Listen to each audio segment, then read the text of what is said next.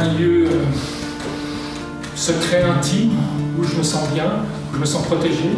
C'est ce qui me permet justement d'aller chercher dans le fond de moi toute l'énergie, parce que ce qui m'intéresse dans le monde, c'est l'invisible, ce qui est au-delà de l'image. C'est la vibration, c'est le mouvement de notre Terre, c'est notre vulnérabilité sur cette Terre.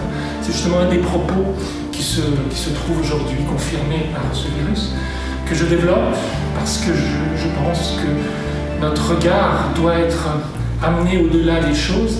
Et dans notre société contemporaine, dans le rythme quotidien, on ne voit plus.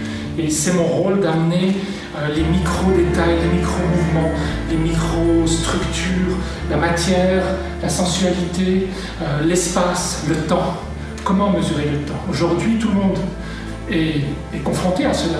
Et moi, je suis quotidiennement dans l'atelier. Et je m'intéresse aux micro-mouvements de notre Terre qui la transforment et qui changent constamment.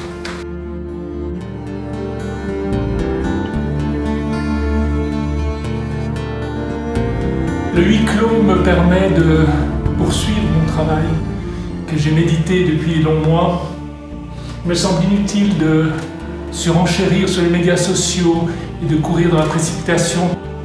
Ce fléau du coronavirus m'incite à plutôt me retenir et à poursuivre ce que je suis en train de faire, à explorer une profonde méditation, réflexion, pour savoir comment réagir, comment utiliser ces informations et pas ressurgir trop rapidement, trop furtivement, trop superficiellement au jour le jour.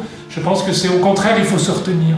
Et j'en profite pour faire de l'or dans l'atelier, pour regarder toutes mes œuvres, pour voir ce que je peux encore chercher de plus loin.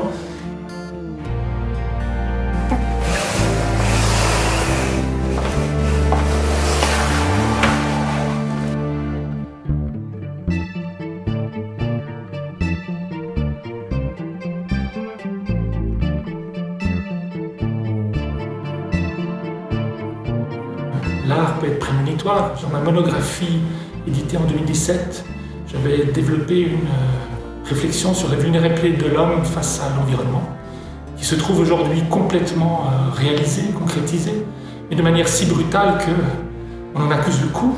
Et je suis justement dans cette période où j'ai une grande exposition à Genève, une autre en Allemagne qui vient d'être annulée, et ce qui crée évidemment des torts financiers, moraux, par rapport au fait que l'art est fait pour partager, pour montrer, pour faire avancer la pensée, et sans pouvoir être vu, l'artiste il est néant. Et c'est vrai que cette crise va changer le monde, et ce monde ne sera peut-être plus ce qu'il était avant. Il faut s'y préparer, et c'est pour ça qu'il faut continuer à créer envers et contre tout, et au contraire, je pense que nous sommes dans une période essentielle où l'art peut être un vecteur de positif, d'émergence d'idées nouvelles et d'espoir.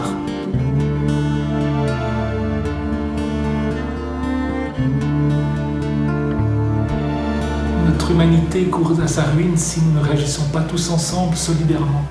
Aujourd'hui, le personnel soignant que je salue nous aide à sauver à un moment donné notre humanité.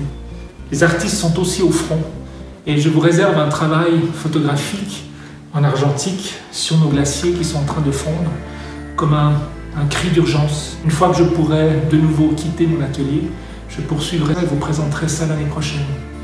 Actuellement, je termine un travail sur le temps où j'ai amené une stèle en papier partout dans le monde et je l'ai photographiée jusqu'à sa destruction.